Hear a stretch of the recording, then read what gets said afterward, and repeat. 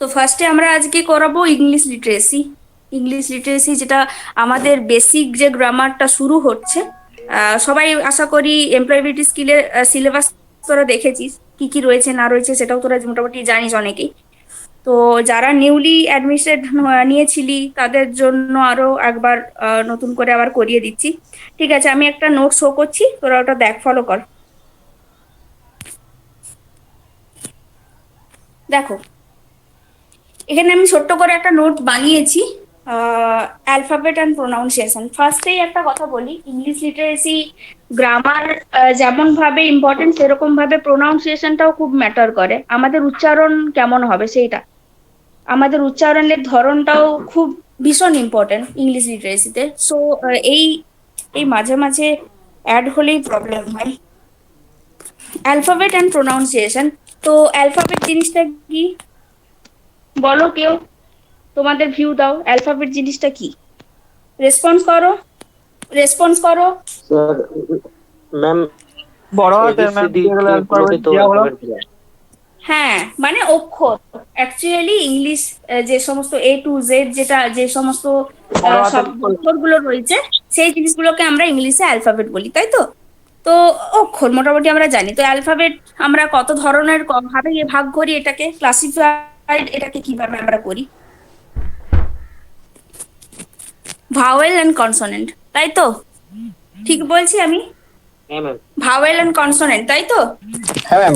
এই, হ্যাঁ, তোমরা একটু করে রেসপন্স করো, আমি স্ক্রিন শেয়ার করছি তো আমি বুঝতে পারবো না যে তোমরা শুনতে পাচ্ছ কি পাচ্ছ না। একবার করে রেসপন্স করো, কেমন? তো অ্যালফাবেট আমরা ভাওয়েল কনসোনেন্ট জানি। ভাওয়েল কি, পাঁচটা ভাওয়েল রয়েছে, বাকি যে অক্ষরগুলো রয়েছে, বাকি যে অ্যালফাবেট গুলো রয়েছে সেগুলোকে আমরা কনসোনেন্ট বলি। A E I O U, এগুলো হচ্ছে তোমাদের ভাওয়েল, পাঁচটা। তো এবার কয়েকটা জিনিস দেখুন, লেখা আছে alphabet and pronunciation, different type of pronunciation words often confused. যেমন weak, week, principal, principle, exit, exist, এই সব কথা কিছু কিছু রয়েছে যেগুলোকে আমরা বাংলাতে জানতাম সমচ্চারিত ভিন্নার্থ শব্দ। এই জিনিসগুলো কি হয় না, এগুলো বানানটা একটু হলেও গোল মানে ডিফারেন্ট থাকে, কিন্তু উচ্চারণটা প্রায় সেম বা সেম বললেই চলে। যেমন উইক, উইক, উইকটা কি, WEAK, এটা দুর্বল অর্থে ব্যবহার করা হয়। আর WEE কে, সেটা হচ্ছে আমরা সপ্তাহ হিসেবে আমরা এটাকে ইউজ করি। মানে বাংলাতে আমরা যেটাকে সপ্তাহ বলি সেটা হচ্ছে এই উইক। প্রিন্সিপাল, প্রিন্সিপাল, এটাও জানো, যেটা আমাদের অধ্যক্ষ বোঝায়, আমাদের কলেজের প্রিন্সিপাল, সেই হিসেবে আমরা PAL, এটা মনে রাখবে, লাস্টের এই দিকটা মনে রাখবে, কারণ এইভাবেই মনে রাখতে হয়। প্রিন্সিপাল, PAL, এটা হচ্ছে অধ্যক্ষ, আর PLE যেটা, সেটা হচ্ছে কার্যনীতি বা ওয়ার্কিং প্রিন্সিপাল, যেগুলো তোমাদের রয়েছে পড়ার ক্ষেত্রে, যেগুলো লাগে যে এই জিনিসটার ওয়ার্কিং প্রিন্সিপাল বলো, সেই নীতি হচ্ছে এই প্রিন্সিপাল, PLE। ঠিক আছে। এক্সিট, এক্সিট মানে কি বলো কেউ? এক্সিট মানে হচ্ছে ছেড়ে যাওয়া, এক্সিট করা, ত্যাগ করে যাওয়া। আর এক্সিস্ট মানে হচ্ছে অস্তিত্ব, তাই তো? তো এরকম কিছু কিছু জিনিস রয়েছে। আর আরো কিছু কিছু এক্সাম্পল রয়েছে, যেমন বাংলা প্রোনাউন্সিয়েশনে ইটা এ হয় আর আইটা ই হয়। এটা অনেকের গুলিয়ে যায়, এই কারণে বলছি, কারণ আমরা কম বেশি সবাই চ্যাটিং করি, বাংলাটা আমাদেরকে ইংলিশে লিখতে হয়। ইংলিশে লিখছি বলতে বাংলা কথাটাই আমরা ইংলিশে মেসেজে লিখি, কিন্তু এই ক্ষেত্রে আমি দেখেছি অনেকের গোলমাল হয়, এটা আমরা অনেকেই জানি না। ইয়ের উচ্চারণ, ইয়ের উচ্চারণ কখনোই বাংলাতে আমরা ই বলবো না, ইয়ের উচ্চারণ হচ্ছে এ। এখানে যদি আমি ইংলিশে লিখি, এখানে কথাটা, বাংলা কথাটা যদি আমি ইংলিশে লিখতে চাই, EKHANE, এখানে, এর উচ্চারণ সবসময় ই হবে, আর আয়ের উচ্চারণ হচ্ছে ই। ঠিক আছে, এটাতে গুলিয়ে যায়, এটা একটু দেখবে তোমরা যখন নিজেরা ইয়ে করবে।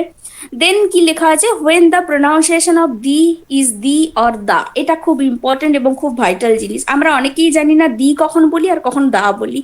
আমরা জানি যখন খুশি আমরা দিও বলতে পারি, দাও বলতে পারি। তো কারো কোনো, এই জিনিসগুলো কি হয় আমাদের সচরাচর আমাদের ডেলি লাইফে, এই জিনিসগুলো, উফ বাবা এত লেট করে এরা। তো কখনো কখনো আমরা দেখবে দি বলি, আবার কখনো কখনো দা বলি। তো দা আর দি কখন আমরা বলবো, এটারও পার্টিকুলারলি একটা জিনিস রয়েছে, একটা রুল রয়েছে, যেটা আমরা অনেকেই জানি না। আমরাও অনেক পরে জেনেছি, এটাও ঠিক কথা, কিন্তু এগুলো কি হয় না, এগুলো আমাদেরকে জানতে হয়। দি দা হয়, বা কখনো এ কে এক উচ্চারণ করি, আবার কখনো আ উচ্চারণ করি, আ গার্ল, আ বয়, ঠিক আছে। কখনো এ কে এর মতো উচ্চারণ করি, আবার কখনো কি এ কে আ উচ্চারণ করি, যেমন দি কে আমরা দা উচ্চারণ করি বা দি উচ্চারণ করি। কখন করি না, এটা একটা খুব ইম্পর্টেন্ট একটা যখন দি এর উচ্চারণ THE, দি এর উচ্চারণ তখনই দি হবে যখন তারপরে ভাওয়েল থাকবে, আর দা হবে যখন সেটা কনসোনেন্ট থাকবে, সেটাকে আমরা দা বলবো। দায়ের THE এই শব্দটার পরে যখন ভাওয়েল থাকবে তখন আমরা সেটাকে দি বলবো, আর যদি কনসোনেন্ট থাকে তখন সেটাকে আমরা দা বলবো, দা বয়, দ্য গার্ল, এরকম। ঠিক আছে, এই জিনিসগুলো একটু ফলো করবে। দেখো আমি তবু বাংলাতে একটা বোল্ড অক্ষরে লিখেছি, দায়ের পরের টার্ম যদি ফার্স্ট অ্যালফাবেট যদি ভাওয়েল হয় তখন দি এর উচ্চারণ দি হবে, বাট দি এর পরের টার্ম যদি অ্যালফাবেট হয়, পরে মানে অ্যালফাবেটটা যদি কনসোনেন্ট হয় তখন দি এর উচ্চারণটা হবে দা। ঠিক আছে। ওয়ার্ডস অফেন কনফিউজড অর সমুচ্চারিত ভিন্নার্থ শব্দ, এগুলো অনেকটা এই প্রথমে যেটা বললাম, একই উচ্চারণ হবে অথচ অর্থটা ভিন্ন হবে, তো সেই কারণে এই জিনিসটাকে আমরা সমুচ্চারিত ভিন্নার্থ শব্দ এসবগুলো বলি। তারপর আসি ফাংশনাল গ্রামার, যেটা আমাদের বেসিক গ্রামার, সেই জিনিসটা। কারণ আমাদের এই লাইনে, টেকনিক্যাল লাইনে আসতে গেলে আমাদের ফিজিক্সের সাথে সাথে, পুরোটাই জানো তোমরা, ফিজিক্সটাই বেস। ফিজিক্সের সাথে সাথে যেটা জানতে হবে সেটা হচ্ছে ইংলিশ। ইংলিশ ছাড়া এখন কিছু হবে না, তবে বাংলাটাকে অ্যাভয়েড করে নয়, সেটা অবভিয়াসলি আমাদের মাতৃভাষা বাংলা, বাংলাটাকে আমরা অবশ্যই ইয়ে করবো, তবে ইংলিশটা আমাদেরকে জানতে হবে বিভিন্ন ক্ষেত্রে। মানে সব জায়গাতে আমাদের ইংলিশ এখন কাজে লাগছে, তা আমাদেরকে মোটামুটি যেটা গ্রামার সেটা কিন্তু জানতে হবে। হ্যাঁ, স্পিকিং ইংলিশের যখন আমরা বলবো সেই ক্ষেত্রে আমাদের গ্রামারটা অতটা ভ্যারি করে না, তবুও আমাদের কিন্তু ইংলিশটা জানতে হবে। কিছু কিছু ক্ষেত্রে যখন আমরা বলবো ইংলিশে, তখন কিন্তু গ্রামাটিক্যাল রুল একদম প্রপারলি ফলো করা হয় না, কিন্তু একদমই যে হয় না সেটাও তো নয়, মোটামুটি আমাদেরকে জানতে হবে আর আমাদেরকে প্র্যাকটিস করতে হবে। বলে রাখি, কারণ এখন যেটা রয়েছে, তোমাদের ইন্ট্রোডিউস করা বা তোমাদের যখন ইন্ট্রো জানতে চাওয়া হবে, বা কখনো যদি তোমাদেরকে যদি কোনো ভাইভাতে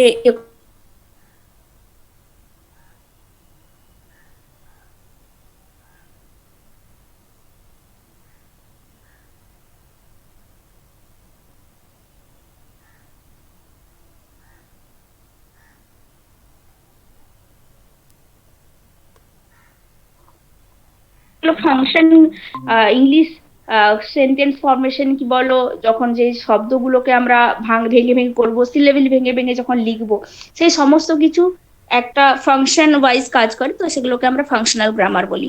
সো এগুলো কি কি হয়, type of sentence, parts of speech, sentence formation, tense, voice, narration, words often confused, যেটাকে সমচ্চারিত ভিন্নার্থ শব্দ বলে। তারপর সাম technique of study English, English study করার বিভিন্ন রকম যে টেকনিক আছে সেই সব জিনিসগুলো সবকিছু মিলিয়েই কিন্তু ফাংশনাল গ্রামার।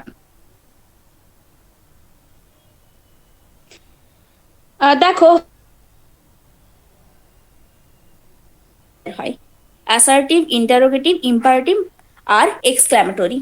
ঠিক আছে। মাঝে আরেকটা পড়বে, সেটা হচ্ছে অপটেটিভ সেন্টেন্স বললেও হয়। ওটা এখন লেখা নেই, অনেক জায়গায় 5ও থাকে, অনেক জায়গায় 4 থাকে, সেটা ইস্যু নয়। অ্যাসার্টিভ সেন্টেন্স কি?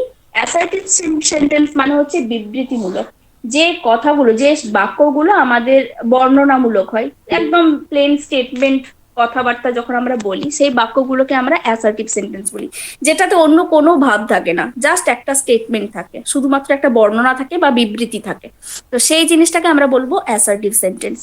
ইন্টারোগেটিভ সেন্টেন্স আমাদের সবারকার পরিচিত, সব থেকে বেশি পরিচিত বোধ হয় এই সেন্টেন্সটাই, তাই না? ইন্টারোগেটিভ মিনস প্রশ্নবোধক শব্দ। কোনো জিনিস যদি আমি কাউকার কাছ থেকে জানতে চাই বা কোয়েশ্চেন করি, তখন সেই বাক্যটাকে আমরা বলবো ইন্টারোগেটিভ সেন্টেন্স। দেন ইম্পারেটিভ সেন্টেন্স সেটা আদেশ আর অনুরোধমূলক, মানে আমাদের যে কথাবার্তা বা আমাদের যে কথাগুলো আমরা বলবো বা বাক্যগুলোর যদি আদেশমূলক এবং অনুরোধমূলক হয়, মানে এটাও তো একটা ভাব, মনের একটা ভাব, আদেশ করা বা অনুরোধ করা, সেই সমস্ত বাক্যগুলোকে আমরা বলবো ইম্পারেটিভ সেন্টেন্স। দেন আছি অপটেটিভ সেন্টেন্সটার কথাও একটুখানি বলে নি, এখানে আমি মেনশন করিনি, 5টা বলা আছে কিন্তু আমি দিইনি। অপটেটিভ সেন্টেন্সটা ইনক্লুড করে দেবো, মিস হয়ে গেছে। অপটেটিভ সেন্টেন্সটা হচ্ছে ইচ্ছেমূলক, যদি আমরা কোনো মনের কোনো ইচ্ছে থাকে, সেই ইচ্ছেটা যদি আমরা প্রকাশ করতে চাই, যেমন মেয়ে দিয়ে আমরা সাধারণত ইচ্ছে মূলক যে কথাবার্তাগুলো থাকে সেই কথাগুলো মে দিয়ে আমরা বলি। May, may God bless you, may you be happy. এই ধরনের যে কথাগুলো আছে সেগুলো সাধারণত অপটেটিভ সেন্টেন্সের মধ্যে পড়ে। তো এগুলো একটু চেনার ব্যাপার রয়েছে, পরে সেগুলো আসবো। দেন হচ্ছে এক্সক্লামেটরি। এক্সক্লামেটরি মিন্স বিস্ময়বোধক, যেগুলো আমরা হঠাৎ করে হতচকিত হয়ে যে কথাগুলো আমরা বলি, যেগুলো কি না অনেকটা এটা আলংকারিক শব্দও বলতে পারি, কথার মাত্রাকে এটা বা কথার গুণ বা মানকে এটা অনেক বাড়িয়ে দেয়, সেটা হচ্ছে বিস্ময়িক সূচক বাক্য। তো এক্সক্লামেটরি যেমন বাহ খুব সুন্দর, তো এরকম ধরনের স্বর, এই বাহ কথাটা যেটা অ্যাড থাকবে, তাহলে এই বাক্যটা হচ্ছে এক্সক্লামেটরি সেন্টেন্স। অনেক রকমের কথা আমরা ইউজ করি, অ্যালাস, হুররে, হ্যাঁ, ব্রেভো, এই ধরনের যে টার্ম গুলো যে বাক্যের মধ্যে থাকবে সেগুলোকে আমরা বলবো এক্সক্লামেটরি সেন্টেন্স। দেন আসছে parts of speech. Parts of speech এর বাংলা মানে কি বলতো, মনে আছে কারো? What do you mean by parts of speech? কি বোঝায় পার্টস অফ স্পিচ বলতে? এটা আমরা সবাই কিন্তু মাধ্যমিক সবাই করে এসেছি, সবাই কিন্তু বেসিক গ্রামার বা বেসিক ব্যাকরণ সবাই কিন্তু জানি, এগুলো নতুন জিনিস নয়, এগুলো সবাই তোরা জানিস। বল পার্টস অফ স্পিচের বাংলা কি? বল, শুনতে পাওয়া যাচ্ছে তো? সব শুনতে পাচ্ছিস? হ্যাঁ ম্যাম। বলো পার্টস অফ স্পিচের বাংলা কি?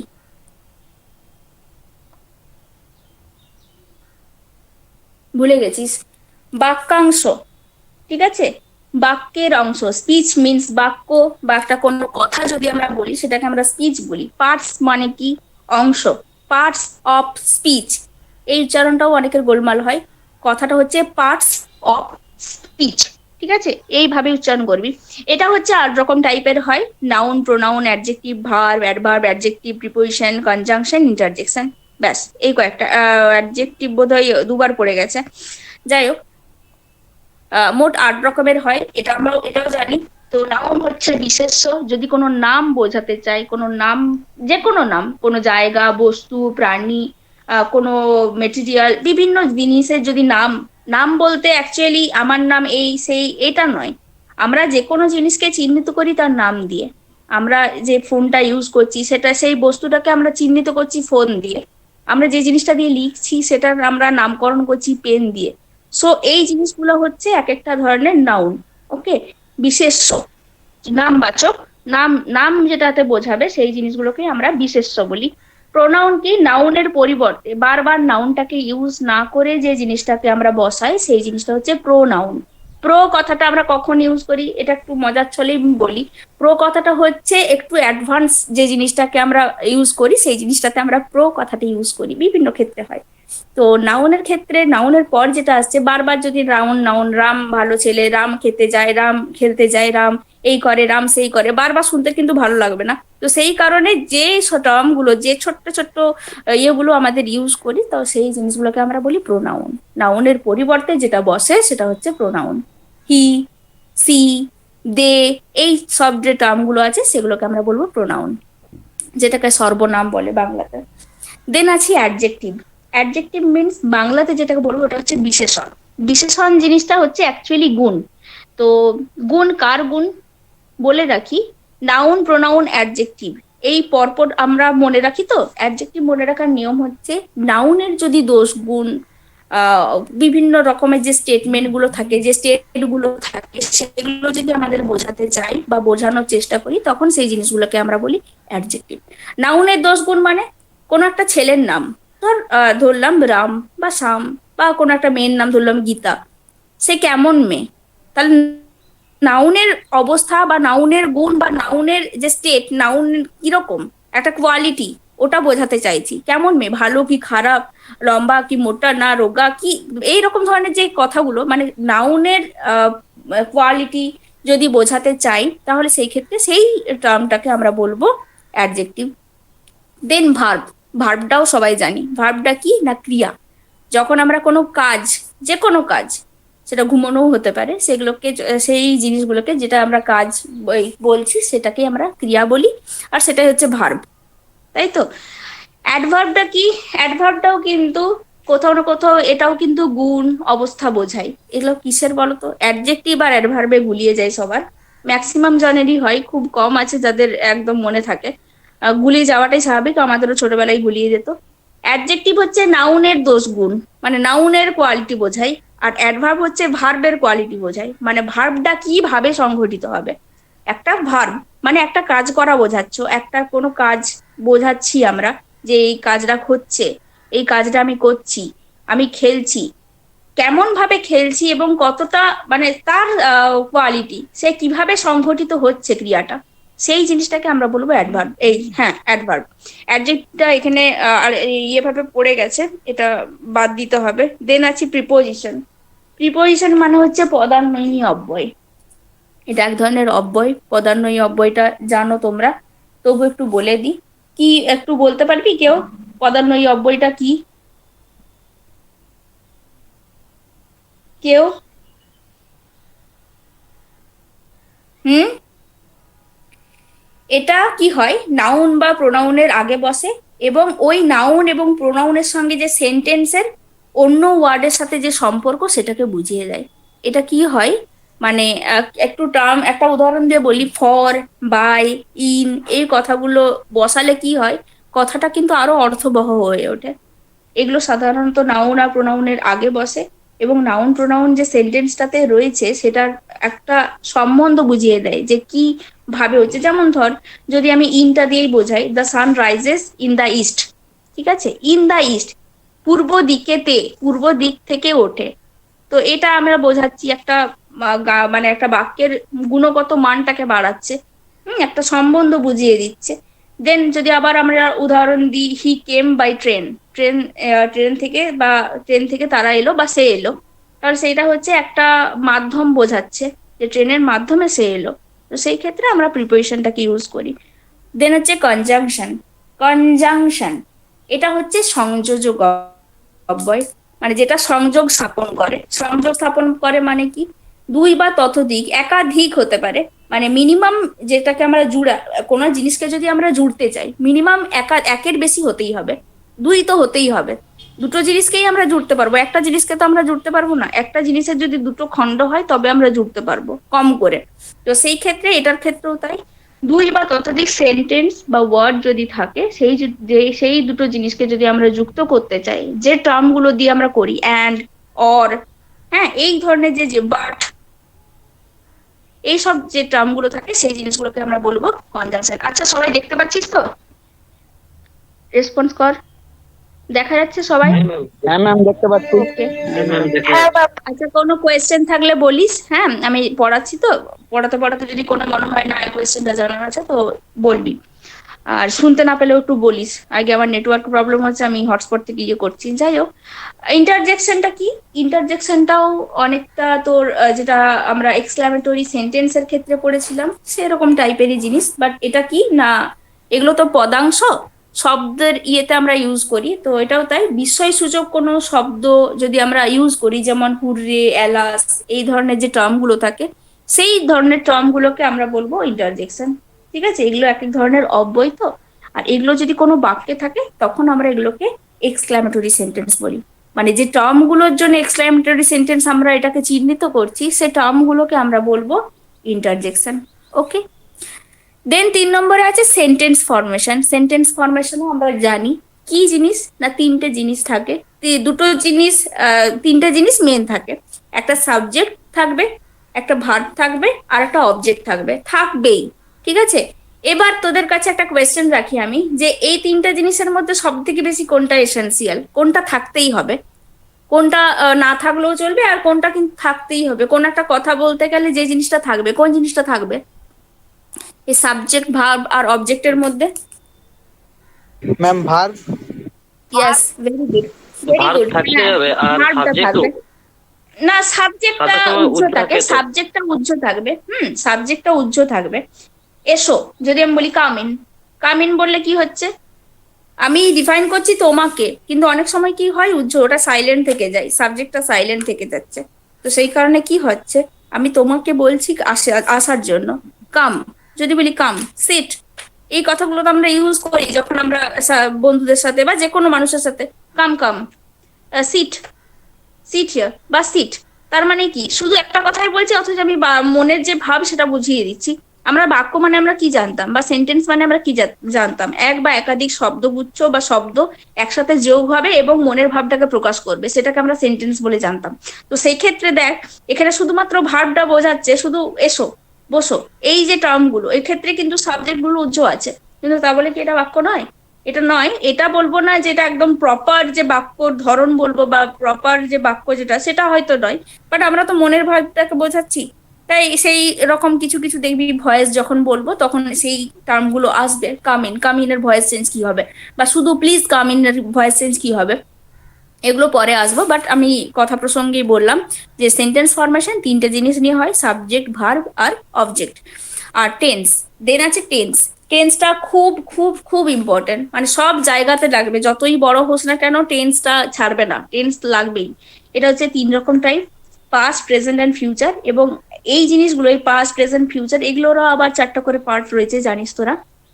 ইনডিফিনাইট or simple tense বা simple past, simple present, simple future, then continuous, past continuous, present continuous, future continuous, তারপর পারফেক্ট কন্টিনিউয়াস, দেন না সরি 3 নম্বর হচ্ছে পারফেক্ট, দেন হচ্ছে পারফেক্ট কন্টিনিউয়াস। সবগুলোর ক্ষেত্রে হয়, ফিউচারের ক্ষেত্রে পারফেক্ট কন্টিনিউয়াস এগুলো অতটা অ্যাপ্লিকেবল হয় না। তো তারপরে আছে ন্যারেশন। ন্যারেশনটাও খুব ইম্পর্টেন্ট। ন্যারেশনটা কি, দুটো রকম ন্যারেশন বলতে আমরা কি বুঝি? আমাদের স্পিচ বুঝি, ডাইরেক্ট ন্যারেশন আর ইনডাইরেক্ট ন্যারেশন। একটাকে ডাইরেক্ট স্পিচ আর ইনডাইরেক্ট স্পিচও বলা হয়। আর আরেকটা জিনিস আছে, সেটা হচ্ছে ভয়েস। ভয়েসটা কি? ভয়েসটা অ্যাকচুয়ালি সিমিলারিটি অফ বাংলাতে যেটা আমরা বাচ্য পরিবর্তন জানতাম না, সেই বাচ্য পরিবর্তন, voice change. Active voice and passive voice, দুটো ভয়েস হয়। প্যাসিভ ভয়েস চেনার উপায় যেটা, সেটা হচ্ছে একটা বি ভার্ব থাকবে এবং মেন ভার্বের পাস্ট পার্টিসিপেট ফর্ম হবে, শুধু বাড়িটা দেখে চেনার উপায় নয়।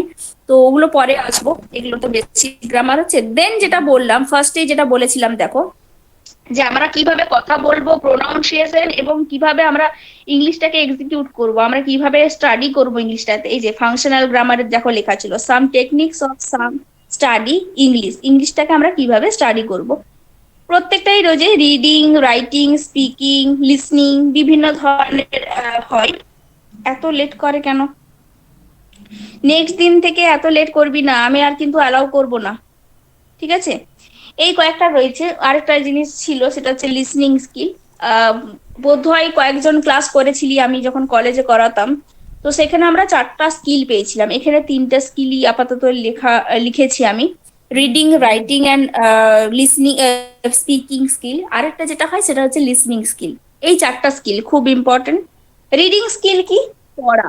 আমরা পড়বো কিভাবে, পড়াশোনাটা যে আমরা করব সেটা আমরা কিভাবে করব, সেই জিনিসটা রিডিং স্কিল। পাতি পড়া, যেটাকে আমরা রিডিং পড়া বলি, সেই স্কিলটা কতটা ভালো হবে এবং কি হবে, কিভাবে আমরা করব। শুধুমাত্র আমরা ছোটবেলার থেকে যখন পড়তে শিখেছি তখন আমরা রিডিং পড়তাম, সেটা ইস্যু নয়, বাট ইংলিশ পড়াটা একটু একটু ধরনের, পরে আসছি। রিডিং স্কিল দেখো কি লেখা আছে: স্প্লিট দ্য সিলেবেল, সিলেবেল ভেঙে ভেঙে পড়া। কোনো জিনিস, একটা বড় শব্দ আছে, ওটাকে আমরা অ্যাভয়েড করে চলে যাই, চলো পড়ারই আর দরকার নেই। অনেকে আছে, এখন যদি আমি কোনো কিছু লিখতে দিই না ইংলিশে, না ম্যাম পারবো না। তো কি হয়, এগুলো হচ্ছে জটিলতা। এক একটা জায়গায় তোমাদের উইক পয়েন্ট আছে, সেগুলোকে তোমাদেরকে ভাঙতে হবে। প্রথমেই হচ্ছে যেটা, সেটা হচ্ছে স্প্লিট দ্য সিলেবেল। কোনো একটা কথা, কোনো একটা উচ্চারণ যখন তোরা পাচ্ছিস না, সেটাকে তখন ভেঙে ভেঙে করতে হবে, সিলেবেল ভেঙে ভেঙে। যে কোনো নামের কিন্তু সিলেবেল হয়, যে কোনো প্রিপোজিশন, হ্যাঁ, বিভিন্ন জিনিসের হয়। তো সিলেবেল ভেঙে ভেঙে আমাদেরকে পড়তে হবে। দেন কি, নোট মেকিং। তোরা যদি চাস তাহলে কিন্তু ইংলিশ বই বা ইংলিশ নিউজ পেপার একটুখানি পড়িস, এগুলো কিন্তু খুব হেল্পফুল।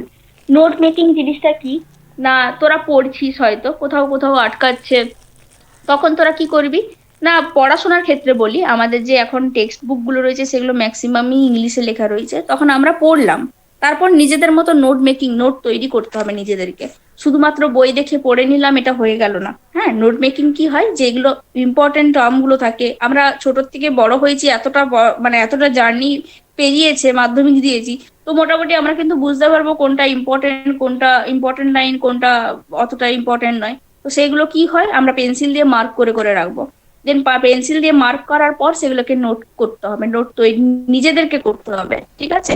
সবাই যদি একই রকম আনসার লিখে, যারা দেখবে খাতা দেখবে, তাদের অতটা ভালো লাগবে না। তারা সবসময় চাইবে যারা একটু ইউনিক লিখবে তাদের নাম্বারটা একটু বেশি করে দিতে। সো তোমরা দেখবে নিজেদেরকে কিন্তু নোট মেকিংটা একটু করার চেষ্টা করবে। দেন যেটা আছে synonyms antonyms. Synonyms antonyms means একটা জিনিসের কিন্তু অনেক রকম মানে হয়। একটা যে শব্দ হয়, একটা শব্দের কিন্তু অনেক রকম মানে আমরা যেটা জানি, যদি আমরা হেলদি পার্সন বলি, একটা একটা মানুষ সুস্থ মানুষ, সেটাকে আমরা হেলদি পার্সন বা হেলদি কথাটা ইউজ করি। তো হেলদি কথাটা মোটামুটি আমরা জানি যে কোন ইস্যুতে বা কোন ইয়েতে আমরা ইউজ করব হেলদি কথাটা। সুস্থতার ক্ষেত্রে আমরা হেলদি কথাটা ইউজ করি। সাউন্ড মানেও কিন্তু সেই রকম জিনিস। সাউন্ড কথাটার মানে হচ্ছে খুব সুন্দর, মানে সাউন্ড কথাটা এমনিতে আমরা জানি শব্দ, বা শব্দ ছাড়াও কিন্তু সাউন্ডের একটা আলাদা অর্থ আছে। ঠিক আছে, তো আমরা সেই সব জায়গাতে এইরকম কিছু কিছু টার্ম, এগুলোকে সিনোনিম বলে, আর অ্যান্টোনিম হচ্ছে বিপরীত জিনিস, সেগুলোকে অ্যান্টোনিমস বলে। তো এই জিনিসগুলো আমরা চেষ্টা করব, যেগুলো সবাই ইউজ করে সেগুলোকে করব না, যেগুলো একটু ইউনিক, একটু অন্যরকম ধরনের, সেগুলোকে আমরা ইউজ করব। যেমন ফলস্বরূপ বা এর ফলে এটা হলো, অ্যাজ এ রেজাল্ট, এই কথাগুলো আমরা ইউজ করি। তো আমরা কনসিকুয়েন্টলিও বলতে পারি বিভিন্ন রকম ফলস্বরূপ।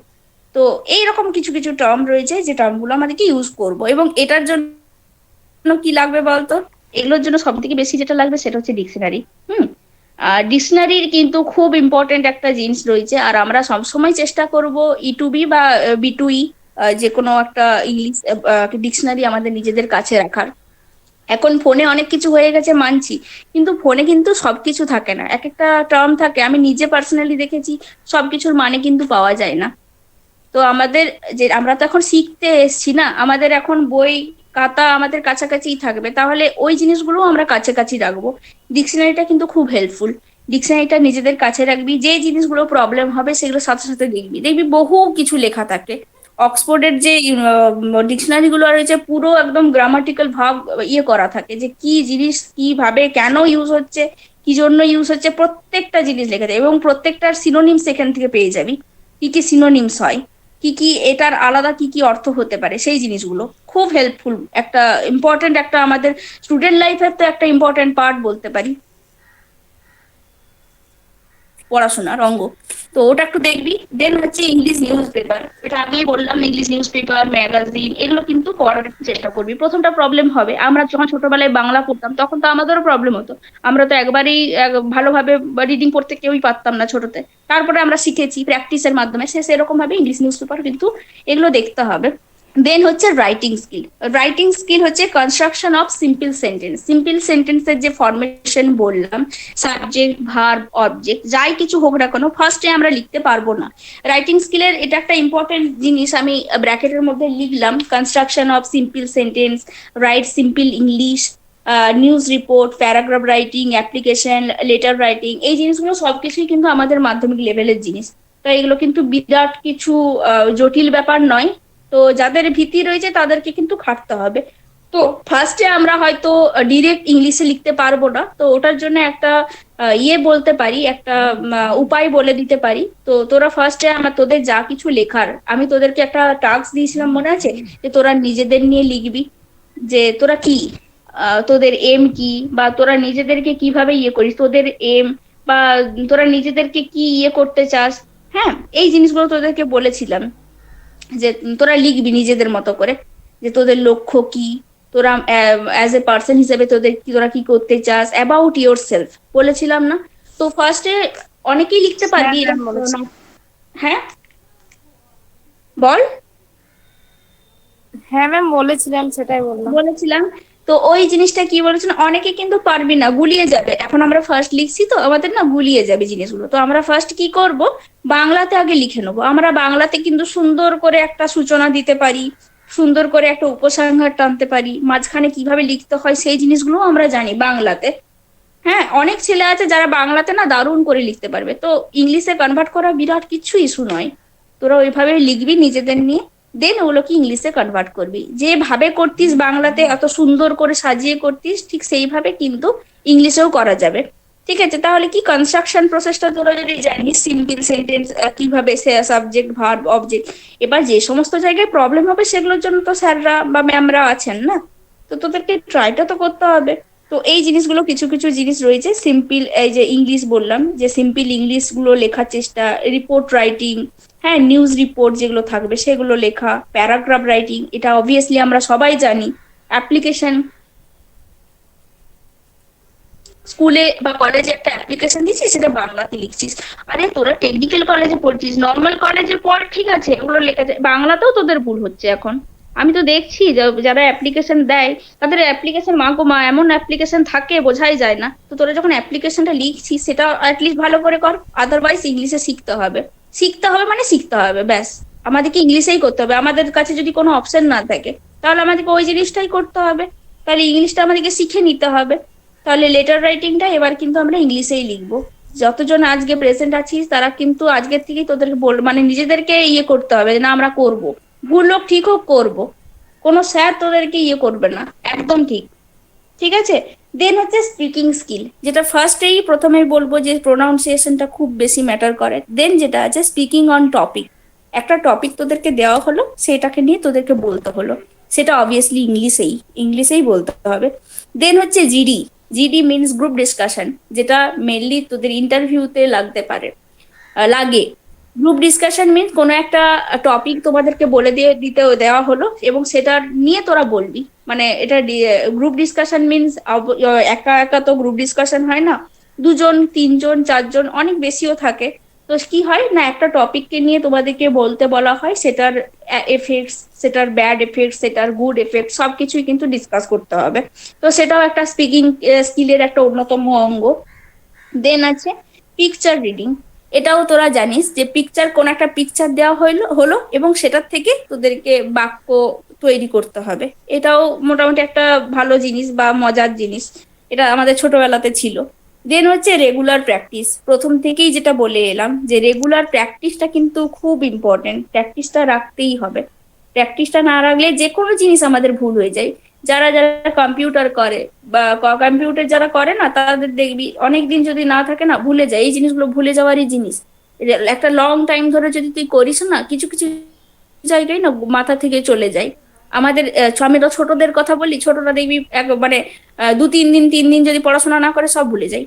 এগুলো মানুষের একটা মানে সহজাত জিনিস, ভুলে যায়। তো আমাদেরকে প্র্যাকটিসটা রাখতে হবে। যে যতই, যার মাথা যতই শার্প হোক না কেন, মানে একটু যদি গ্যাপ তৈরি হয় না পড়াশোনার মাঝে বা আমাদের এই স্টাডির মাঝে বা এই স্কিল গুলো যখন আমরা নিজেদের মধ্যে এক্সিকিউট করব, সেই সবের মাঝে যদি গ্যাপ চলে আসে তাহলে কিন্তু খুব মুশকিল। ঠিক আছে। সেই সবের ক্ষেত্রে আমরা সবসময় চেষ্টা করব যে আমাদের রেগুলার একটা প্র্যাকটিস সেটা রাখার। ঠিক আছে।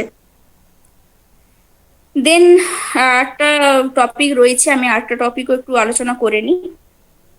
শোনা যাচ্ছে? সবাই শুনতে পাচ্ছিস? 15 জন হয়ে গেল, এতজন ছিলিস যে। হ্যাঁ ম্যাম শোনাচ্ছে। আচ্ছা ঠিক আছে, অসুবিধা হলে বলিস, কেমন? আমি হ্যাঁ। আরেকটা বলে দিই। হুম।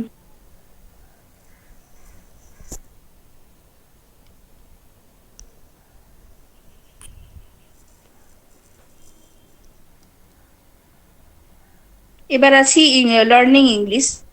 লার্নিং ইংলিশটা মোটামুটি একটু হয়েছে তোদের, তবু একটু বলে দিই। একদম সিম্পল জিনিস।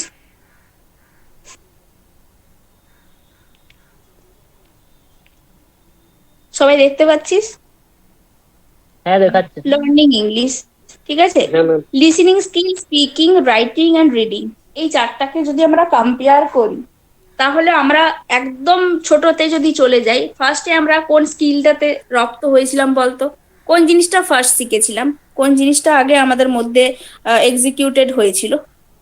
লিসনিং, শোনা, স্পিকিং, বলা, রাইটিং, লেখা, আর রিডিং হচ্ছে পড়া। কোনটা?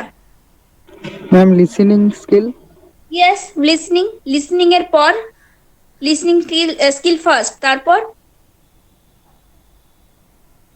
তারপরে ma'am speaking skill, speaking skill, তারপর তারপরে reading. Writer. Yes, reading, writing নয়। আমি লিখেছি কিন্তু তোদের জানতে চাইছি যে কোনটা পরপর আসে। রিডিং ফার্স্ট, তারপরে লাস্ট ফোর্থ ওয়ান হচ্ছে রাইটিং স্কিল। লেখাটা সব থেকে শেষে, কিন্তু লেখাটা হচ্ছে সব থেকে শক্তিশালী এবং একটা স্কিল, যেটাতে অনেক বেশি কাজ করে, পড়ার থেকে অনেক বেশি কাজ করে লেখা। তো পরে আসছি, দেখ। লিসনিং স্কিল 4 রকম টাইপের হয়। এটা আমরা জানি না অনেকে, কিন্তু করিয়েছিলাম। 4 রকম টাইপের লিসনিং স্কিল হয়। ফার্স্ট হচ্ছে selective listening, analytical, third one হচ্ছে অ্যাক্টিভ, দেন হচ্ছে প্যাসিভ। সিলেক্টিভ লিসনিং যে জিনিসটা, সিলেক্ট করা মানে হচ্ছে নির্বাচন করা। কোন কথাটা, কোন জিনিসটাকে আমরা সিলেক্ট করছি, সিলেক্ট করা মানে হচ্ছে একাধিক জিনিস থাকবে, যেটার মধ্যে আমরা কোনো একটা জিনিসকে, কোনো একটা অংশকে বা কোনো একটা ইয়েকে আমরা সিলেক্ট করে নেবো আমাদের পছন্দ মাফিক। আমরা নির্বাচন তাদেরকেই করি যেগুলো আমাদের মধ্যে আমাদের ভালো লাগে বা আমাদের যেটা পারমিট করে আমাদের মনে, তাই না? তো সিলেক্টিভ লিসনিং হচ্ছে এমন এক ধরনের listening, in this type of listening listener listens only that part of message which interest him or her. Particularly কোনো একটা কথা, কোনো একজন লোক, কোনো একজন ব্যক্তি যদি বক্তৃতা দেয়, সেটা যদি তোরা শুনতে চাস, তখন তোরা কি করবি? সব কথাটাই যে মনে থাকবে পরপর আসছি, ওই জিনিসটাকে দিয়েই আমি সবগুলো উদাহরণগুলো দেবো, যে ওই মেসেজের সেই পার্টটাই তুই শুনতে যদি চাস, যে পার্টটা তোর ভালো লাগবে বা তোর মনে লাগবে কথাটা, যে না এই কথাটা আমার ভালো লাগছে, তো এই কথাটা আমার মনে থেকে যায়, তো সেই ধরনের লিসনার যদি থাকে, সে কি করবে, অন্য যে পার্টটা থাকবে ওই মেসেজের, ওই বক্তব্যটার, তা বাকিগুলো কিন্তু সে মনে রাখবে না বা মনে থাকবেও না, সে কোনো কেয়ারই করবে না সেই জিনিসগুলোকে নিয়ে। তার যতটুকু ভালো লাগবে ততটুকুই সে মনে রাখবে এবং ততটুকুই সে শুনবে, ঠিক আছে? সেই ধরনের লিসনারকে আমরা বলবো সিলেক্টিভ লিসনার। তো সেই টাইপটাকে আমরা বলবো সিলেক্টিভ লিসনিং। ওকে। অ্যানালিটিক্যাল মিন অ্যানালিটিক্যাল ওয়াইজ, মানে একটা স্টেপ ওয়াইজ, মানে একটা ভাব, একটা কি বলবো ওটাকে, একটা ছন্দে মনে রাখার যে একটা পদ্ধতি। In this type of listening listener listen in the message and side by side studies is it analytically. Analytically যদি মনে রাখে জিনিসটা, যে কোনটার পরে কোনটা হবে এবং কোনটার পরে কোনটা হওয়া উচিত, এইরকম ভাবে যদি সে মনে রাখে এবং শোনে, সেই ধরনের লিসনিংটাকে আমরা বলবো অ্যানালিটিক্যাল লিসনিং। দেন হচ্ছে অ্যাক্টিভ লিসনিং, মানে কি, যে শ্রোতা এবং বক্তা দুটো অংশ থাকে, তো লিসনার অ্যান্ড স্পিকার দুটো জিনিস। তো অ্যাক্টিভ লিসনিং এর ক্ষেত্রে কি হবে, লিসনার মানে যে শ্রোতা হবে, সে পুরো মেসেজটাই কিন্তু ঠিকঠাক ভাবে এবং কেয়ারফুলি শুনবে, একদম ধৈর্য সবকিছু সহকারে, ধৈর্য কি বলবো বা একাগ্র সহকারে যদি পুরোটা মেসেজটা ঠিক মতো শোনে অ্যাক্টিভলি, তখন সেই ক্ষেত্রে আমরা কমপ্লিট মেসেজ যদি সে শোনে, তাহলে সেই সব লিসেনারকে আমরা অ্যাক্টিভ লিসেনার বলি। দেন হচ্ছে প্যাসিভ লিসেনার। প্যাসিভ লিসেনার অনেকটা তোদের মধ্যে বর্তায়, অনেকেই আছিস যে সবটাই শুনলি অথচ কিছুই শুনলি না, মানে পরে সবই ভুলে গেলি, পুরোটাই শুনলি কিন্তু কিচ্ছু মনে রইলো না আর। তো সেই ধরনের লিসেনারকে আমরা বলবো প্যাসিভ লিসেনার। তো in this type of listening listener listens the message but he is lost in other thoughts. সে অন্য খেয়ালে মত্ত, তাই সে যতটুকু শুনেছে তাই কোনো অ্যাটেনশন তার মধ্যে নেই, তাই পুরো জিনিসটাই সে শুনেছে, শোনার মানে নামমাত্র শোনা যেটাকে বলে সেই জিনিসটা। তবে যারা বক্তা হয় তাদেরকে কিন্তু শুনতে হয়। এখন তো আমি জাস্ট লিসনিংটা নিয়ে বলছি, যখন আমরা স্পিকিং স্কিল নিয়ে বলবো তখন আমরা বুঝতে পারবো যে লিসনিংটা কতটা ইম্পর্টেন্ট। লিসনিংটা যত পাওয়ারফুল হবে তত কিন্তু স্পিকিং স্কিল বাড়বে। যে যত বেশি শোনে তার কথা বলার ধরন কিন্তু তত বেশি হবে, তত ভালো হবে। খারাপও হবে, খারাপ জিনিসও সবকিছুর ক্ষেত্রেই ব্যাড ইফেক্টসও রয়েছে, গুড ইফেক্টসও রয়েছে। সো আমাদের শোনাটা কিন্তু খুব ইম্পর্টেন্ট। তারপরে কি আছে, quality of good listener. Good মানে একটা ভালো লিসনার বা ভালো শ্রোতা হতে গেলে তার কি কি কোয়ালিটি থাকা দরকার। He should reach the meeting place on time. এটা যেহেতু আমরা টেকনিক্যাল কলেজে আছি এবং ইয়েসটা আমাদের এমপ্লয়েবিলিটি স্কিল, মানে আমাদের একটা ভালো একটা এমপ্লয়ি হয়ে ওঠার জন্য যে যে গুণগুলো থাকা দরকার, সেই জন্য আমাদেরকে ইয়েসটা পড়তে হচ্ছে, যার মধ্যে গ্রামাটিক্যাল জিনিসও ইনক্লুডেড আর এই জিনিসগুলো ইনক্লুডেড, যেগুলো এমপ্লয়েবিলিটি স্কিল অ্যাকচুয়ালি। এগুলো হচ্ছে দেখ কি কি থাকা উচিত। তার মানে কি, যখন আমরা কোনো একটা জায়গায় ইনভলভ যদি হই, কোনো একটা জায়গায় ধর আমরা অ্যাপয়েন্টেড হলাম, সেখানে আমাদের কোনো একটা মিটিং রয়েছে, যদি আমরা গুড লিসেনার হই আমাদের এই কোয়ালিটি গুলো কিন্তু থাকা অবশ্যই উচিত। মিটিং প্লেসে ঠিক টাইমে পৌঁছে যাওয়া, বা মিটিং টাইমের আগেই আমাদেরকে পৌঁছে যেতে হবে একটা নির্দিষ্ট টাইমের মধ্যেই। তারপর কি, সিটিং পোস্টার, এটা খুব একটা ইম্পর্টেন্ট জিনিস, তোরা নিজেরাও লক্ষ্য করতে পারবি। ক্লাসের মধ্যে যখন স্যাররা পড়ায় অনেকে দেখবি একটু ফাঁকিবাজির জন্য পিছনের দিকে এসে বসে, তবে সবাই নয়, এটা সবাইকার জন্য নয়, আমি জাস্ট একটা উদাহরণ দিয়ে বলছি তোদের। সিটিং পোস্টারটা কিন্তু অনেক বেশি ম্যাটার করে। মানে কি হয়, আমাদের ক্লাসরুম গুলো তো খুব ছোট ছোট, এটাতে খুব বেশি ম্যাটার করে না, কিন্তু যেগুলোতে অনেক বড় অডিটোরিয়াম হল থাকে, সবসময় আমরা চেষ্টা করব সামনের দিকে এসে বসার। আমরা যখন শুনি না কোনো কথা, যখন যদি আমরা কোনো বক্তার যদি মুখটা ঠিক মতো না দেখতে পাই না, তখন বোধ হয় যে শোনাটা ঠিক মতো কমপ্লিট হলো না। তাই সবসময় আমাদের সিটিং পোস্টারটা কিন্তু একটু মেনটেন করতে হবে।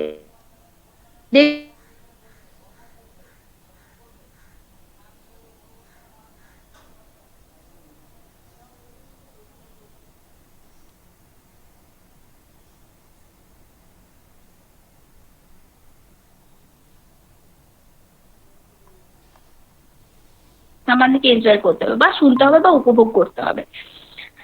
He should always keep a pen and diary. এটা একটা খুব ইম্পর্টেন্ট জিনিস, সবসময় কিন্তু নিজের কাছে একটা খাতা, খাতা না হোক একটা ছোট্ট ডায়েরি, পেন, এগুলো রাখতে হবে। কোনো ইম্পর্টেন্ট যদি কথা হয়, যদি আমাদের মধ্যে মনে রাখার ধরন যদি কম হয়, যদি আমরা ঠিকমতো মনে রাখতে, যদি আমাদের শক্তিটা যদি অতটা প্রখর না হয়, তখন আমরা নোট ডাউন করে রাখবো। নোট ডাউন যদি একবার করে রাখি না, আমাদের মাথায় অনেকক্ষণ থেকে যায় কথাগুলো, ঠিক আছে। তারপরে কি, he should have full attention towards the speaker. স্পিকারের দিকে আমাদেরকে কিন্তু একদম ফুল অ্যাটেনশন থাকতে হবে। দেন কি, he should not talk to other people sitting around. এটাও একটা খুব ইম্পর্টেন্ট পয়েন্ট। কোন একটা জায়গায় তুই শুনতে গেছিস কোন একটা কথা বা কোন একটা বক্তৃতা, তুই পাশের লোকের সাথে গল্প করছিস, এটা কিন্তু গুড লিসেনারের পরিচয় হয় না। তার মানে কি, যে শুনছে, যার সাথে তুই গল্প করছিস তাকেও তুই ডিস্টার্ব করছিস, প্লাস তুই নিজেও ডিস্টার্ব হচ্ছিস নিজের ইচ্ছেই। এটা উচিত নয়। তারপরে কি, এই সব কিছু কিছু আছে। হি should not think of any other topic of listening while listening of speaker. স্পিকারের কথা যখন আমরা শুনবো তখন অন্যরকম কোনো রকম টপিক নিয়ে আমরা চিন্তা ভাবনা করব না। Hmm. He should not interfere with the ma'am ideas of speaker. হ্যাঁ, ম্যাম বলছিলাম যে আমার রিচার্জ শেষ হয়ে গেছে ম্যাম, ম্যাম লেফট হতে পারবো? হ্যাঁ, ঠিক আছে, লেট হয়ে যা, অসুবিধা নেই। ম্যাম প্রেজেন্ট করে দেবেন ফিটার 35। আচ্ছা, ঠিক আছে। Okay ma'am, thank then you ma'am. দেখো, হ্যাঁ ঠিক আছে। এবার একটা কথা বলি, কোনো একটা কথা ধর আমরা শুনছি, আমরা এখন যেহেতু এই সব ব্যাপারগুলো অত বুঝতে পারবো না, প্রপার স্পিকার বা প্রপার লিসনারের কথাটা বুঝতে পারবো না, তো আমরা এখন ক্লাসরুমের কথাই বলবো। কোনো একটা কারণে হয় স্যার ম্যামদের কথা তোদের ঠিক মনে লাগলো না, বা কোনো একটা তোদের ভিউ অ্যাড করতে হলে আরো ভালো হয়, তোরা সেটা বুঝতে পারছিস, বাট কি হবে, স্পিকাররা যখন বলবে সেটার মাঝে কিন্তু কখনোই ইন্টারফেয়ার বা কোনো কথা ইনক্লুড করা চলবে না, উচিত নয় সেটা। ঠিক আছে, পরে যখন কথা বলা হয়ে যাবে, পরে বা অন্যরকম যায়, অন্যরকম প্লেসে সেই কথাটা বলতে হবে। সেই মুহূর্তে সেই টাইমে কিন্তু অ্যাপ্রোপ্রিয়েট সেটা টাইম নয়। ওকে। তারপরে কি, he should never show it for any reason he does not like the speaker. তাকে কিন্তু কোনো রকম ভাবে এটা ব্যক্ত করা যাবে না যে সে স্পিকারের কথাটাতে একমত নয়, ঠিক আছে, যে বিরক্তি ভাব, সেই জিনিসগুলো চলবে না। Listener should not have ego of any short of ভেরিয়ার of listener. কোন রকম কিন্তু ইগো রাখা চলবে না, যে আমি এটা শুনবো না, আমি এটা করতে পারবো না, বা আমার এটা ভালো লাগছে না, আমি এটা শুনতে পারবো না, এরকম ধরনের কিন্তু কোনো ইগো, এইরকম ধরনের কোনো ব্যারিয়ার, নিজেদের মধ্যে জড়তা, এসব রাখা চলবে না। Triple listening. ট্রিপল লিসনিং এটা একটা খুব ইম্পর্টেন্ট জিনিস।